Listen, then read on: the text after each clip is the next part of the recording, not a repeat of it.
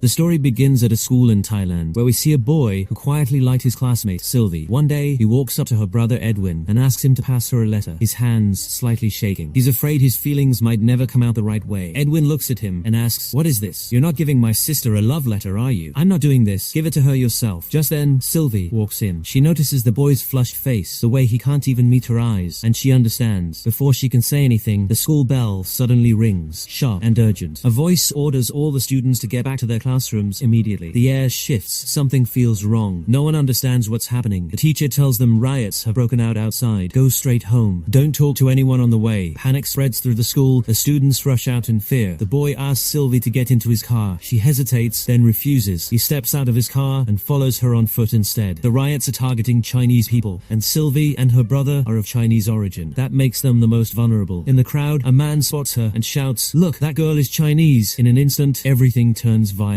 The mob rushes toward her, dragging her into a deserted alley. The boy freezes, his mind spinning, not knowing who to save or where to go. The boy stumbles forward and says, "They're my friends, please let them go." His voice trembles, barely holding together. One man turns to him and sneers, "What, are you Chinese too?" "No." "Right, then get out of here." Fear takes over him so completely that even he doesn't believe he'll survive. They tear Sylvie's clothes and force themselves on her. When the boy tries to stop him, they stab him with a knife. Since he's not Chinese, they give him one more chance to run. Sylvie keeps calling out to him, begging for help, her voice breaking, but he's too terrified and he runs away. Edwin fights back for his sister, throwing himself at them without thinking. They beat him brutally with iron rods until he collapses, unconscious. When he finally wakes up, all he finds are Sylvie's torn clothes lying on the ground. The reality hits him all at once. They raped his sister. Rage and pain explode inside him, but he's powerless. He calls out her name again and again, but there's no answer. He smears ash over his face to hide his identity and runs home. But when he gets there, his world collapses again. The rioters have burned his house down and his parents are gone. 17 years later, we see Edwin again, now grown. But even after all these years, the hatred against Chinese people in Thailand hasn't faded. The wound inside him is still fresh, and revenge has become part of his breath. Edwin now spends most of his time hiding his face, careful not to be recognized. He works as a teacher, but because he's Chinese, no one wants to hire him. In the past 2 years, he has already changed 5 schools. Every time, he carries the same quiet hope. Maybe this place will accept him. But the school he's heading to now is the most dangerous one in the city. It's filled with students who have all committed some kind of crime. The principal tells him, "In this entire city, I might be the only one who doesn't care that you're Chinese. But these kids, your life could be in danger. They hate Chinese people." Even knowing that, Edwin still chooses to teach there. And just like that, he gets the job. The next day, as he walks through the corridor, he sees students carrying sticks and weapons, casually roaming around. The atmosphere feels heavy, suffocating, like fear lives in the walls. He asks, "Do you know why?" She shrugs. "Was he from my house that I'd know? He left, now you're here. You're runaway too." Edwin tells her to come to class. He walks in, greets the students, and introduces himself, but no one reacts, not even slightly. Still, Edwin knows one thing clearly. No matter what happens, he cannot afford to step back in fear. Edwin slams his bag onto the table, trying to assert control, but no one even looks at him. Not a single reaction. A boy speaks up. "Hey Edwin, why doesn't anyone know your real name?" The classroom feels toxic, thick with hostility. No one is willing to see him as human. Quote, he starts mocking him with names like Ching Chong. Edwin notices everyone is sitting wherever they want. He tells them to go back to their proper seats. Jeffrey leans back and says, "Teacher, you here to teach us show attitude? Just do your job and leave." Something inside Edwin snaps. Quote, he walks up to him and says, "Listen, I know kids like you. You get beaten at home by your father and come here acting tough. You're not good at studying. You don't get good grades. Maybe your brain just doesn't work right. You'll probably end up guarding some building one day." In front of the whole class, Edwin strips him of his pride. Jeffrey lunges at him in rage, but he misses and ends up humiliating himself even more. Edwin smirks. Even this idiot can't aim right. After class, a teacher named Diana comes to meet Edwin. Edwin already knows this is just the beginning of his troubles. That's when he learns the entire school is filled with signal jammers, installed to prevent cheating during exams. Outside the school, Jeffrey waits, planning to attack Edwin. He stands there for a long time, eyes fixed on the gate. Revenge has taken root deep inside him. It's not something that fades easily. Edwin, unaware, stays inside the school for hours. Jeffrey wants to strike now, but his friends stop him, telling him to wait until tomorrow. Tonight, they have someone else in mind. They follow a Chinese boy, corner him, and smash his car. That's not enough for them. They drag him out and beat him brutally. Later that night, as Edwin walks home, he notices a group of Chinese boys beating up a lone boy. When he tries to intervene, they threaten him with a knife. The tension in the air turns sharp, dangerous. They don't attack him because he's Chinese too. Edwin looks closer and realizes the boy is from his class. "I can drop you home," he says. The next day, Christo tells his friends that some Chinese boys tried to beat him last night. Jeffrey, already filled with hatred for Chinese people, tells him to meet after class. Meanwhile, Edwin walks into class class and says, "Today, you're all going to draw." One by one, the students start sketching. Edwin watches quietly, feeling something hidden might come to light today. But Jeffrey starts showing attitude again. Edwin walks up to him and says, "Do I need to tell you separately? Why aren't you drawing? Your hand's busy or something." The girls in the class laugh softly. That only fuels Jeffrey's anger. His eyes burn like he's about to explode. Edwin stares back and says, "What are you looking at? You gonna hit me? Go ahead, try." Jeffrey clenches his fists but holds back. He knows this is a strict school. If he raises his hand, the principal will suspend him and he won't get admission anywhere else. So he sits down silently.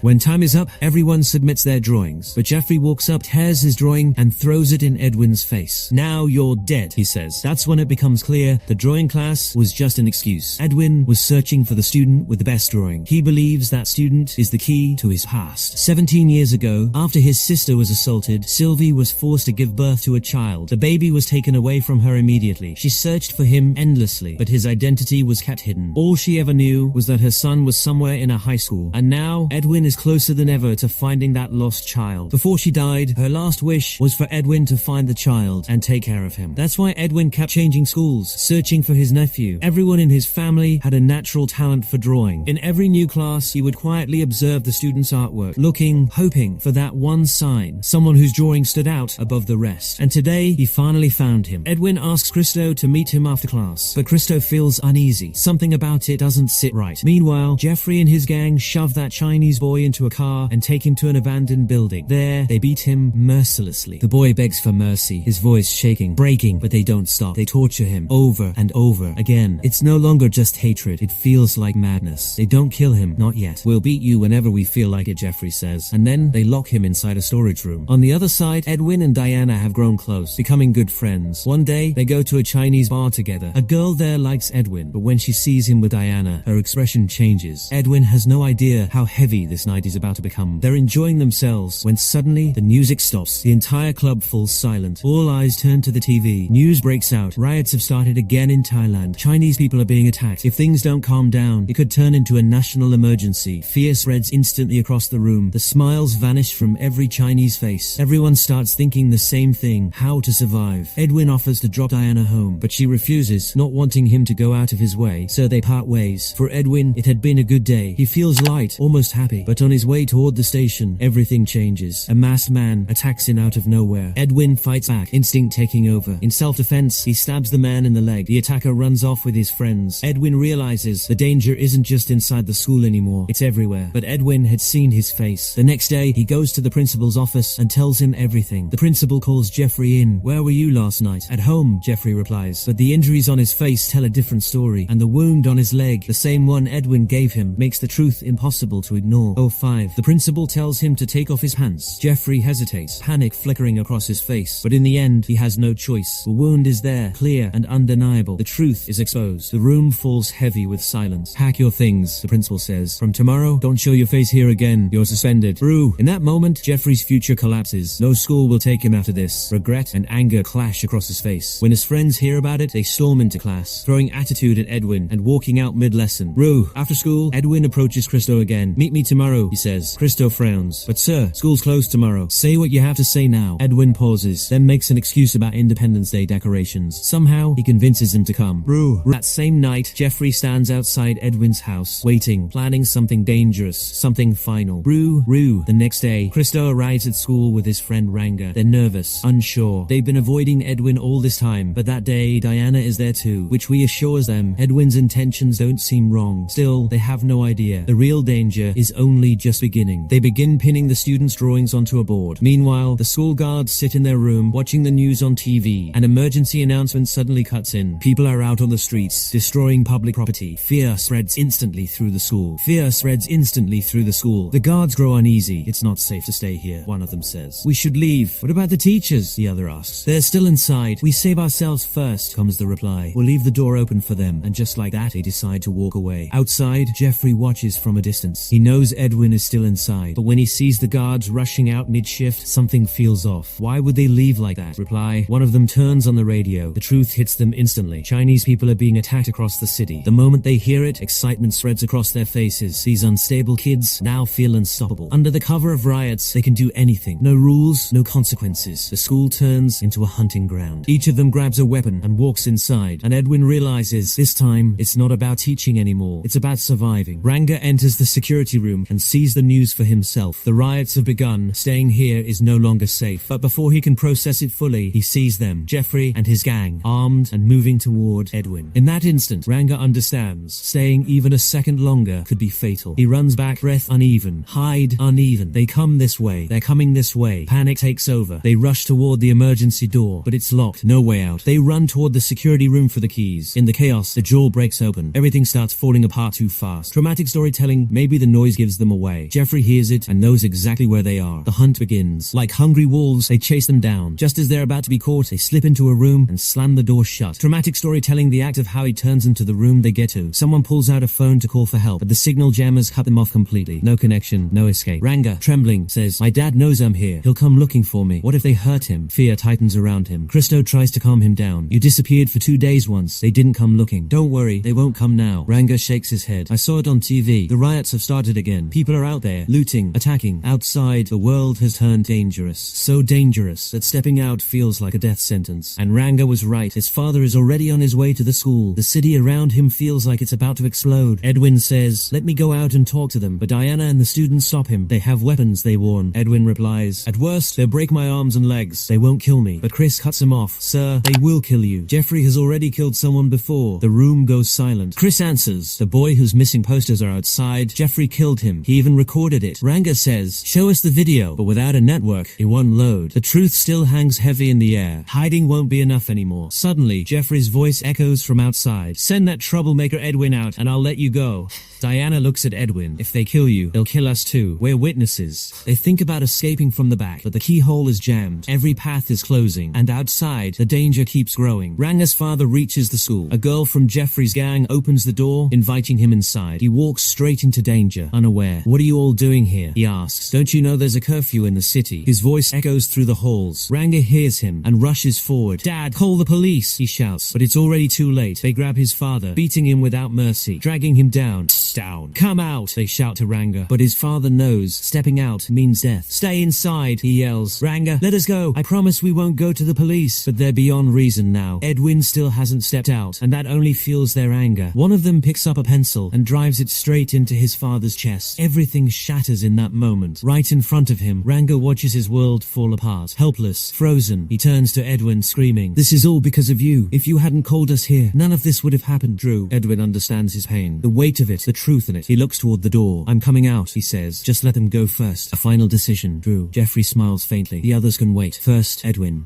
Edwin tells them to call out their names, one by one. He needs to be sure they're standing at a distance. Every step now feels like a balance between life and death. When he feels it's safe, he slowly opens the door. His eyes fall on Ranga's father, badly injured. Instead of surrendering, Edwin lifts him up and pulls him inside, then shuts the door again. He says he's ready, and Stan shuts at him. "Why didn't you go out? You just made them angrier." Ranga's father is losing a lot of blood. Edwin calls out to Jeffrey again. "I just checked if he's alive. I'm still ready to come out." Jeffrey is furious, but for some reason, he agrees again. They step back. The tension inside the room is suffocating. Breathing itself feels heavy. Once again, they shout out their names. Edwin opens the door and tells Ranga and his father to leave. After them, he plans to send the rest out safely and stay behind alone. But after they leave, he waits for the main gate to open. Minutes pass, 15 of them, and no one comes out. That's when Edwin feels it. Something is terribly wrong outside. Edwin looks at Jeffrey and asks, "Where are they?" Jeffrey shrugs. "What do you mean? They already left." But Edwin sees through the lie. He understands now. Jeffrey wants full control of the game. No more pretending. Jeffrey's tone shifts. "Bring them back," he says. He was never here to let anyone go. He came to kill them all. He orders one of his friends to bring petrol. The plan is already taking shape. The boy starts draining fuel from a car. Just then, a police car pulls up. "What are you doing here?" they ask. The boy stumbles over his words. His fear gives him away. The officers grow suspicious. "This is your friend's car, right? Take us to him." The boy freezes, his breath almost stopping. Sweat runs down his face. But suddenly, an emergency message comes through the police radio. The situation in the city has escalated. They're ordered to return immediately. Just like that, the boy is spared. He grabs the petrol and rushes back. Jeffrey looks at Edwin and says, "I'll count to 5. If you don't come out, I'll burn them alive." He starts counting. Everyone hopes it's just a bluff, but deep down, they know better. The count ends, and he actually sets them on fire. No hesitation. Jeffrey sits beside the burning bodies, crying. But in his eyes, it's not regret. It's madness. Rage, twisted and uncontrolled. Something broken beyond repair. His own people turn on him next. "Join us." "He won't kill you," they say. But Ranga snaps and attacks them. They kill him too, just like that. No mercy left anywhere. One boy, shaken, steps back. I can't do this anymore. I'm leaving. Jeffrey mocks him. What, you gonna cry now? Go ahead, but you're not leaving until you kill them. Then he lays out the plan. Kill everyone. Throw the bodies into the fire. Make it look like an accident. One by one, their humanity fades. Fear takes over everything. Inside, Edwin searches for a way out. He knows time is running out, so he finally tells Diana the truth. I didn't come here to teach. I came to find my sister's son. Chris is my nephew. He just doesn't know it yet. He pauses, then says, I'm going through the vent. I'll reach the security room, turn off the signal jammer, and call you. Now, he is their only hope left. Meanwhile, one of the boys quietly gets up and starts walking toward the bathroom. Jeffrey senses something, like he's about to run and tell the police, so he follows him, pretending to go to the restroom. Every step now feels shadowed by death. At the same time, Edwin crawls through the vent and reaches the washroom. He hides inside one of the stalls. The boy tries to enter that same stall, but Edwin quickly locks it from inside. The boy hesitates, then moves to another stall. And, just like he feared, it happens. Jeffrey breaks the door open and kills him without mercy. When the others find out that Jeffrey has killed another one of his own, no one feels safe anymore. It's clear now, something inside him has snapped. Edwin reaches the security room. He cuts all the wires, but his phone still shows no signal. He grabs the key to the emergency gate and rushes back, unaware of what's coming next. On the way, his phone slips and falls. He doesn't even notice. Not now. Back there, Jeffrey pounds on the door, shouting for Edwin, but no answer comes. And for the first time, the hunter feels it. His prey might be slipping away. Are you all just gonna stand there or do something? Jeffrey snaps. The seriousness of the situation finally sinks in. Panic spreads deeper. One boy says, I saw a gas cutter in the science lab. We can use that. Jeffrey glares. Then why didn't you say that before? They rush to get it. On the other side, Diana and Christo sit in fear. Edwin still hasn't returned. Every small sound makes them flinch. The lock is cut open. Jeffrey kicks the door and freezes. The room is empty. Shock and fear spread across their faces. They're gone. Edwin, Diana, and Christo had crawled through the vent and were heading toward the emergency exit. Every second matters now. On the way, they spot two boys. Avoiding them, they hide inside the science lab. Footsteps echo, getting closer. The two boys enter and start searching. Their movements restless, tense. Something feels off to them. Just before being caught, Edwin distracts them and slips out, giving Diana and Christo a chance to escape. That one move becomes the line between life and death for them, but Edwin gets caught soon after. It's not too late, he says. Help me. We can all get out of here. But no one listens. They attack him. He's forced to fight back. There's no space left for words anymore. In the chaos, one student dies by accident. Another attacks Edwin relentlessly. His eyes filled with rage, nothing else. He grabs Edwin's throat, trying to choke him to death. Edwin realizes this fight won't stop anymore. Edwin grabs the gas cutter and burns his face. The violence has gone too far now. As he moves upstairs, he runs into another student. Edwin doesn't want to fight, but trust no longer exists here.